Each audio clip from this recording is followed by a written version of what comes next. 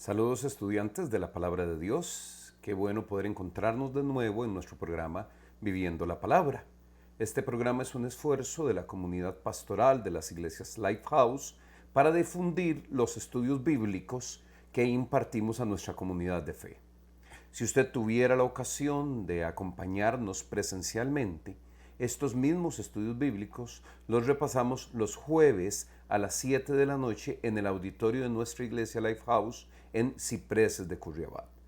Es un privilegio para mí poder acompañarles en esto y también agradecer a los medios de difusión que nos permiten llegar hasta ustedes. Me refiero a nuestra querida radio, la Life FM 89.5, que acaba de cumplir 40 años, gracias a Dios, y que sigue siendo un medio para proclamar la palabra del Señor. Y por supuesto, las redes sociales de nuestra iglesia, el canal de YouTube, los videos que transmitimos en Facebook. Recuerde que estamos para servirle y que a través de este esfuerzo cumplimos con nuestra responsabilidad de dar a conocer la preciosa palabra de Dios, las enseñanzas que Él nos dejó en su palabra para que usted y yo las conociéramos. Continuamos con nuestro estudio Introducción al Apocalipsis y el mensaje a las 7 iglesias. Ya estamos en el 7º de nuestros estudios. Y como conviene, permítanme hacer un saludo a un par de nuestros estudiantes de la palabra que nos han contactado por el correo electrónico de este programa. Y me refiero a los hermanos Marta Monge Salazar y Bismarck Joel Jarquín. Además de atenderles por correo electrónico, aprovechamos nuestras transmisiones para bendecirles, porque nos da gusto saber que hay interés en conocer la palabra del Señor. Dios te bendiga, Marta, Dios te bendiga, Bismarck, y sigan adelante en el estudio de la palabra de Dios. Al final del programa vamos a nuevamente darles la dirección de nuestro correo electrónico para que se pueda comunicar con nosotros, para darnos sugerencias de nuestro programa, para reportar su participación y también para que podamos atender cualquier duda o pregunta sobre la temática que aquí desarrollamos. Les bendecimos, Marta y Bismarck. En este 7º estudio nos corresponde hablar y estudiar la carta a la iglesia de Pérgamo. Y el título de nuestro estudio acerca de esta carta es Pérgamo, la iglesia mundana. Sí, yo sé que suena pesado. Permítanme que estudiemos y profundicemos un poquitito en el mensaje. Y como hicimos con la carta de Éfeso y de la de Esmirna, el estudio lo dividimos en 6 puntos que aplicamos para todas las cartas. Estos puntos son estudiar el autor, estudiar la iglesia, el elogio, el reproche, el mandato y el consejo. Todas las cartas están estructuradas para que las podamos estudiar siguiendo cada uno de estos 6 puntos. Y sin mayor retraso, pues acompáñenme a leer la carta a la iglesia de Pérgamo. La encontramos en Apocalipsis capítulo 2, los versículos del 12 al 17. Leamos junto la palabra. Escribe al ángel de la iglesia de Pérgamo. Esto dice el que tiene la aguda espada de 2 filos. Sé dónde vives, allí donde Satanás tiene su trono. Sin embargo, sigues fiel a mi nombre. No renegaste de tu fe en mí, ni siquiera en los días en que Antipas, mi testigo fiel, sufrió en esa ciudad donde vive Satanás. No obstante, tengo unas cuantas cosas en tu contra, que toleras ahí a los que se aferran a la doctrina de Balaam, el que enseñó a Balac a poner tropiezo a los israelitas, incitándolos a comer alimentos sacrificados a los ídolos y a cometer inmoralidades sexuales. Toleras asimismo a los que sostienen la doctrina de los Nicolaitas. Por lo tanto, arrepiéntete. De otra manera iré pronto a ti para pelear contra ellos con la espada que sale de mi boca. El que tenga oídos, que oiga lo que el Espíritu dice a las iglesias. Al que salga vencedor le daré del maná escondido y le daré también una piedrecita blanca en la que está escrito un nombre nuevo que solo conoce el que lo recibe. Como introducción a nuestro estudio, hemos dicho que el título de este es Pérgamo, la iglesia mundana. Y como primera parte, que yo quisiera que le diéramos énfasis, me gustaría revisar con cada uno de ustedes algunos versículos de la palabra donde se muestra la posición de Dios acerca de la mundanalidad y acerca del pecado. Dios tiene una posición clara en contra del pecado, en contra del estilo de vida que promueve el sistema de la mundanalidad. Dios no tiene posiciones ni ambiguas ni permisivas en cuanto a la mundanalidad. Y para poder entender bien el mensaje de esta carta que escribe el Señor Jesús a la iglesia de Pérgamo, tenemos que revisar primero ese concepto. Repito, tenemos que conocer bien cuál es la posición de nuestro Dios hacia el pecado, hacia la inmundicia, hacia la perversión y hacia la mundanalidad. Y permítanme leer algunos pasajes de la palabra para reafirmar estos conceptos. Uno que me encanta lo encontramos en Romanos capítulo 12, los versículos 1 y 2. Por lo tanto, hermanos, tomando en cuenta la misericordia de Dios, les ruego que cada uno de ustedes, en adoración espiritual, ofrezca su cuerpo como sacrificio vivo, santo y agradable a Dios. No se amolden al mundo actual, sino sean transformados por medio de la renovación de su mente. Así podrán comprobar cuál es la buena voluntad de Dios. Cuál es la voluntad de Dios, buena, agradable y perfecta. Perdonen la confusión, el desorden en las palabras, pero es que nuestros estudios bíblicos los fundamentamos en la nueva versión internacional. Y este versículo lo recuerdo de la muy conocida versión de Reina Valera. Pero en fin, Romanos 12, 1 y 2 nos relaciona la manera correcta que tenemos que vivir. Es decir, de presentarnos como un sacrificio vivo a nuestro Señor de una manera santa y agradable. Cuando la palabra enseña que tú y yo podemos presentarnos de una forma santa y agradable a nuestro Dios, de un olor grato, está hablando, quiere decir que también podríamos tener la posición contraria. Es decir, que vivamos, a pesar de ser creyentes, de una manera que no es santa y agradable a Dios. Eso es lo que le pasó a los creyentes de la iglesia de Pérgamo. Y el versículo 2 del capítulo 12 de Romanos nos dice, no se amolden al mundo. Hay una orden que da nuestro buen Dios para todos nosotros los creyentes, que no nos amoldemos al mundo. Eso quiere decir que no tomemos la forma del mundo. La iglesia no debe perder la oportunidad de predicar que somos diferentes del mundo.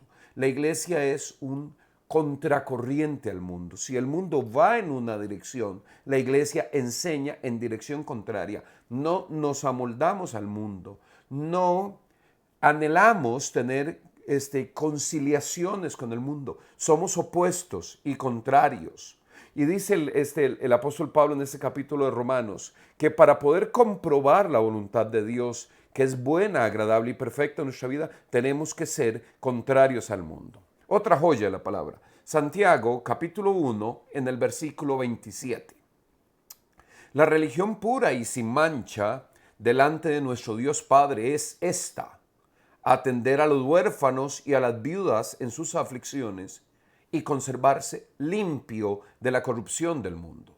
Es nuevamente otro énfasis, esta vez lo da el apóstol Santiago, de que debemos de mantenernos lejos, ajenos, sin contaminación de la corrupción del mundo. El mensaje es completamente claro. No somos como el mundo, no vivimos como el mundo, no pensamos como el mundo. Debemos ser limpios del mundo. El mundo y nosotros no tenemos relación. Esto mismo nos lo ratifica nuevamente el apóstol Santiago en el capítulo 4 y el verso 4.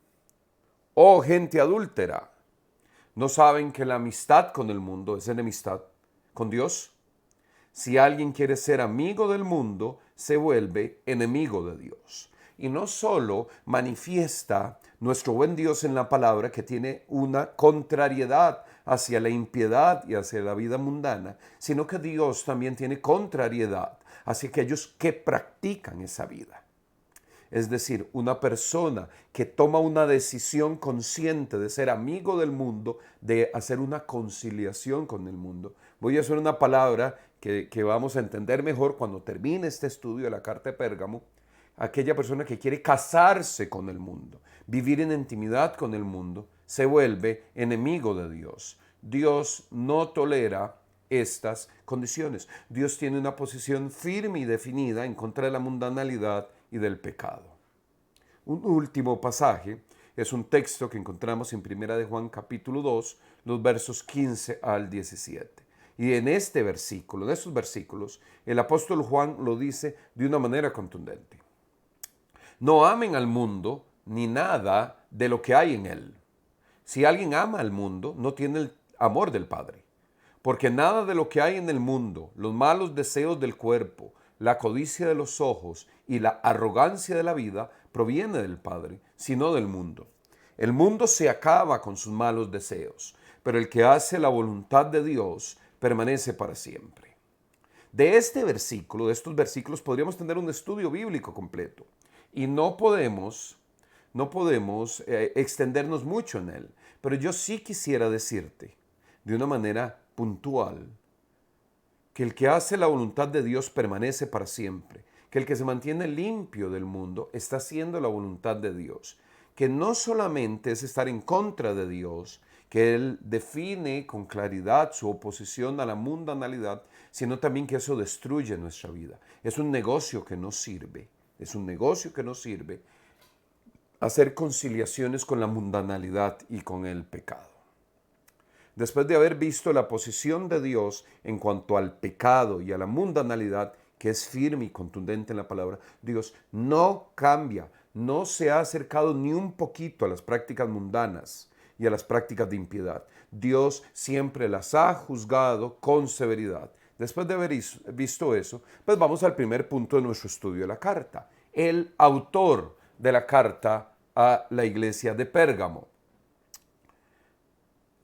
En la carta se nos dice, esto dice, hablando del autor, el que tiene la aguda espada de dos filos. Y aquí me permito recordar algo que hemos visto en nuestros estudios anteriores, y es que el autor de la carta de Pérgamo y de la carta de las 7 iglesias es el Señor Jesús. Pero en cada carta descubrimos atributos de Jesús que nos permiten entender mejor su ministerio y su relación con nosotros. Y la cualidad que nos presenta la carta a Pérgamo acerca de Jesús es que Él tiene la espada aguda de dos filos. Y esto es algo muy rico porque nos dice con claridad la palabra a qué se refiere este tema de la espada aguda de dos filos. Alguien podría preguntar, esa figura de Jesús de que Él tiene la la espada aguda de dos filos, esa figura podemos entenderla mejor cuando leemos Hebreos capítulo 4 y el verso 12. Dice así, ciertamente la palabra de Dios es viva y poderosa y más cortante que cualquier espada de dos filos. Penetra hasta lo más profundo del alma y del espíritu, hasta la médula de los huesos y juzga los pensamientos y las intenciones del corazón. Vean acá cómo el apóstol en Hebreos usa la figura de la espada de dos filos, la misma que se nos dice del autor de la carta a Pérgamo, y lo señala como la palabra de Dios. No quisiera ser teológicamente simple, pero lo que yo te debo decir es que la espada de dos filos que tiene el Señor Jesús es la palabra de Dios. Es lo que tú y yo conocemos como la Biblia. Cada vez que te acerques a la Biblia, a la palabra de Dios, tienes que hacerlo de una manera solemne y reverente, porque esa es la espada de Jesús, de dos filos, que como dice Hebreos capítulo 12, dice que penetra hasta la médula de los huesos. Es un arma poderosa, afilada, que produce un impacto profundo. Eso es la Biblia. No te alejes de la Biblia, mi querido amigo, mi querida amiga. Sigue adelante con el estudio. Es la palabra de Dios. Escuchaba un teólogo un día de estos en una de sus enseñanzas. La palabra de Dios es la fuerza más poderosa del universo. Cuando tú lees en la Escritura que todo fue hecho por su palabra, dijo Dios, sea la luz y fue la luz. El acto poderoso de creador, la fuerza creadora de Dios es su palabra y la tenemos aquí en la Biblia, disponible para ti y para mí, para que penetre en nuestras vidas. El autor, que es el que tiene la espada de dos filos, es el Señor Jesús, que tiene la palabra y esta es la espada de dos filos. Nos lo confirma el apóstol Pablo en la carta a los Efesios, capítulo 6, verso 17. Dice, tomen el casco de la salvación y la espada del Espíritu, que es la palabra de Dios. Y aquí hay un tema muy bonito que tú y yo debemos reflexionar, porque la espada es un arma que espiritualmente y en la práctica real de la espada es un arma ofensiva y defensiva. En algún momento tenemos que ofender, atacar con la espada de la palabra para destruir las obras de Satanás. Y algunas cosas tenemos que protegernos en la palabra. El Señor Jesús en el desierto, podemos leer en los evangelios, reprendió a la tentación por la palabra. La palabra fue la espada que lo defendió de aquella agresión de Satanás mismo. Pero también Jesús enseñaba al pueblo y ahí más bien era un arma de ofensiva. Iba y enseñaba a las personas para que conocieran la verdad, la palabra, la espada de dos filos. Entonces, tanto en Hebreos como en Efesios confirmamos eso. Y también, esto me permite introducir un concepto doctrinal que es fundamental. Este autor, que es Jesús, con la figura de la espada de dos filos, se vuelve también juez y ejecutor. Repito, juez y ejecutor. El que tiene la espada es juez y también es el ejecutor. Sí, como una ejecución. Sí, como un juicio de ejecución. Leamos Apocalipsis capítulo 19, el verso 15. Dice así, de su boca sale una espada afilada, con la que herirá a las naciones. Las gobernará con puño de hierro. Él mismo exprime uvas en el lagar del furor, del castigo que viene de Dios Todopoderoso. Cuando tú lees este versículo de Apocalipsis, recuerden que en el primer estudio hablamos de que Apocalipsis hay que estudiarlo, pero cuando tú lees este versículo de Apocalipsis, tú tienes que entender que este es un mensaje duro. Es un mensaje duro. Es una, no quisiera usar esta palabra, pero me parece que es la más precisa. Es una amenaza. Entiende. De la boca de Jesús sale una espada con la que va a herir a las naciones. Sí, mi querido estudiante de la palabra, Dios no es ajeno a aquellos que se rebelan y viven en impiedad. Aquí el Señor está diciendo, ojo, ojo, yo soy juez y ejecutor. Permíteme compartir una cita del comentario MacArthur del Nuevo Testamento acerca de este pasaje. La leo textualmente. Esa no es una presentación positiva y promisoria, no, es amenazante. Es la primera presentación negativa de Cristo porque la iglesia de Pérgamo enfrentaba un juicio inminente. Se divisaba en el horizonte un desastre para esa mundana iglesia. Había y hay solo un corto paso de las concesiones con el mundo al abandono total a Dios y el enfrentar su ira. La iglesia en Pérgamo simboliza a muchas iglesias a lo largo de la historia que han cedido ante el mundo. En el año 313 después de Cristo, el emperador Constantino promulgó el Edicto de Milán, concediendo libertad religiosa a los cristianos y dando fin a 2 siglos y medio de salvaje persecución. Esto comenzó el proceso por el cual el cristianismo se fusionó con el Estado romano. Sacerdotes paganos se convirtieron en sacerdotes cristianos. Templos paganos se convirtieron en iglesias cristianas. Las fiestas paganas se convirtieron en fiestas cristianas. El cristianismo dejó de ser un asunto personal, se volvió una identidad nacional. Sí, hermanos. Aquellas concesiones con la mundanalidad eran tan riesgosas para la iglesia de Pérgamo que el Señor Jesús, a través de esta carta que le escribe a la iglesia, le dice, cuídate, es peligrosa la espada. Hay un juicio inminente para ti. Ese es el contexto del autor.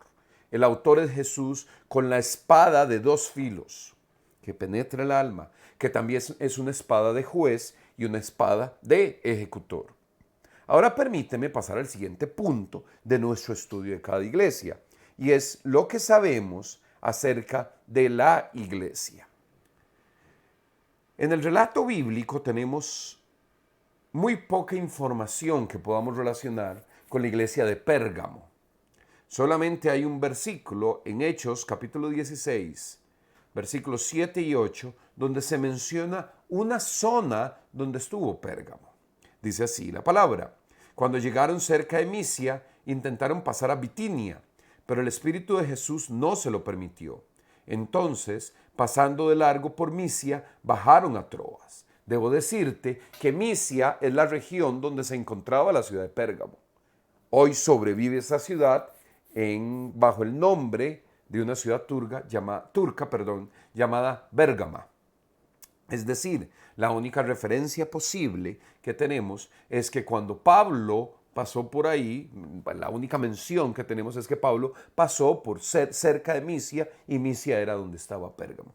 Hay un detalle geográfico acerca de esto, porque Pérgamo estaba más o menos a 1600 kilómetros de Éfeso. Y en la ruta, recuerdan que las iglesias estaban en una carretera que unía la provincia de Asia del Imperio Romano. La primera era Éfeso, la segunda es Esmirna, la tercera es Pérgamo. Eran 1600 kilómetros entre Éfeso y Pérgamo. En el centro estaba Esmirna. Quedaba lejos. Y suponemos y entendemos, de acuerdo al estudio histórico, que seguramente Pablo, los 3 años que pasó en Éfeso, los utilizó para sembrar también en la iglesia de Esmirna y en la iglesia de Pérgamo. Además, estos son los detalles que tenemos de la iglesia. Me corresponde ahora pasar al siguiente punto de estudio de la carta, que es el punto del elogio. Permíteme leer la manera en que el elogio se presenta en esta carta, el elogio para la iglesia. Sé dónde vives, allí donde Satanás tiene su trono. Sin embargo, sigues fiel a mi nombre, no renegaste tu fe en mí, ni siquiera en los días en que Antipas, mi testigo fiel, sufrió la muerte en esa ciudad donde vive Satanás. Y manteniendo esa imagen del texto que acabamos de leer, hay una parte central que dice, no renegaste tu fe. Eso tiene en la estructura del texto un previo y un posterior. El previo es la ciudad donde tiene Satanás su trono. Y el posterior es que no es los días en que Antipas, mi testigo fiel, sufrió la muerte. Y esos son los dos elementos que tenemos que estudiar del elogio. Es decir, Pérgamo es una iglesia que no renegó de la fe a pesar de eso. Pero usted me puede decir, pero pastor, usted acaba de decir que es una iglesia mundana. Sí, ya vamos a estudiar eso en la segunda parte, en el siguiente estudio que nos tocan los otros puntos de esto. Pero el Señor les reconoce, el autor de la carta les reconoce que no renegaron su fe a pesar de esas dos circunstancias. ¿Cuáles dos? Que en esa ciudad estaba donde Satanás tenía su trono. Y también que la historia de Pérgamo se relaciona con Antipas, donde él muere como testigo fiel. Y de esas dos cosas vamos a mencionarlas a continuación. Primero, vamos a hablar de ese tema de donde tiene Satanás su trono, ese concepto del trono de Satanás. Y sobre eso, los estudiosos del Apocalipsis dan dos posibles interpretaciones. Que el trono de Satanás se refiera al altar de Zeus que se encontraba en esa ciudad.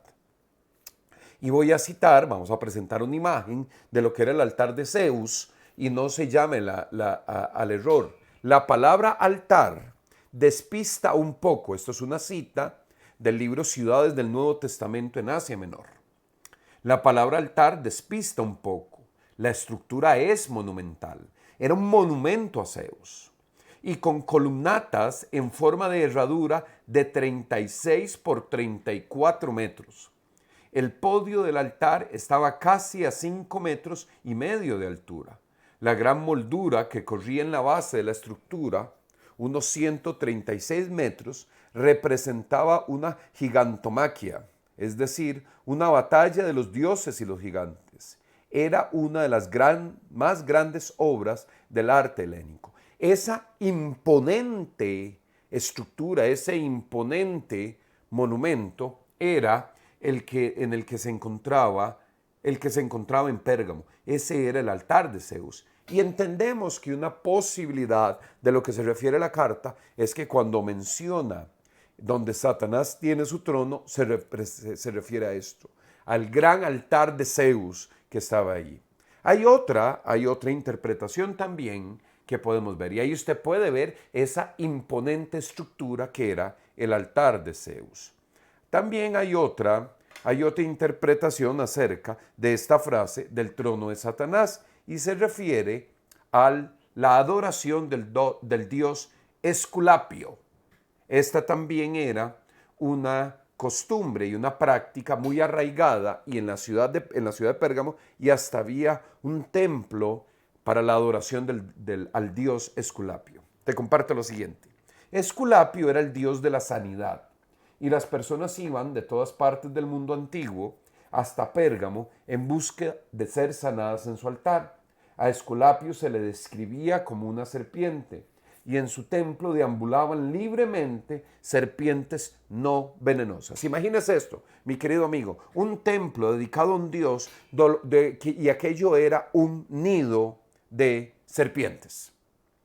Podríamos entender que estos dos elementos, el altar de Zeus y el templo al dios Esculapio, podrían referirse a esto de que en Pérgamo estaba el trono de Satanás. Pero el elogio de haberse mantenido sin renegar la fe de la iglesia también tiene que ver con la historia de Antipas, mi testigo fiel. Y yo debo enfatizar sobre esto porque Antipas, mi testigo fiel, es un reconocimiento, una declaración sobre Antipas extraordinaria. Te lo presento así. Acompáñame a Apocalipsis capítulo 1, verso 5. Dice, y de parte de Jesucristo, el testigo fiel, el primogénito de la resurrección, el soberano de los reyes de la tierra, al que nos ama y que por su sangre nos ha librado de nuestros pecados. ¿Por qué leemos este versículo? Porque la frase, el testigo fiel, en que la carta a Pérgamo se refiere a Antipas, aquí se refiere al mismo Señor Jesús. De Antipas no tenemos evidencia histórica, no conocemos el personaje, pero la palabra utiliza para este personaje de Antipas, una clasificación que usa para el mismo Jesús. También lo menciona Apocalipsis 3:14. Escribe al ángel de la iglesia de la Odisea, dice el texto. Esto dice el Amén, el testigo fiel y veraz, el soberano de la creación de Dios. Nuevamente menciona la frase el testigo fiel en relación a Jesús. Esta es la séptima carta, la de la Odisea, que estudiaremos en unas semanas. Finalmente, el otro contexto del mundo en el que la iglesia de Pérgamo no renegó su fe, y es el elogio que presenta la carta, es Antipas, mi testigo fiel. No renegaste de tu fe en mí, ni siquiera en los días en que Antipas, mi testigo fiel, sufrió la muerte en esa ciudad donde vive Satanás. Terminamos aquí nuestro estudio, pero yo quisiera pedirte que tú reflexiones en este elogio que el Señor presenta acerca de la iglesia de Pérgamo. No renegó su fe a pesar de estar en la ciudad donde está el trono de Satanás, y que en esa ciudad Antipas, el testigo fiel, había muerto por causa del Evangelio. Qué privilegio, hermanos, seguir profundizando en el estudio de la palabra. En el próximo estudio vamos a terminar la carta que se escribe para la iglesia de Pérgamo. Como siempre, recordarles que puede hacernos llegar sus inquietudes, también reportar su participación en este estudio, o hacernos cualquier sugerencia en el correo viviendolapalabra@life.cr. Es un privilegio para mí haberles acompañado en este estudio de la palabra. De parte de la comunidad pastoral de la iglesia Lifehouse, que Dios te bendiga. Sigue adelante con el estudio de la palabra de Dios. Muchas gracias.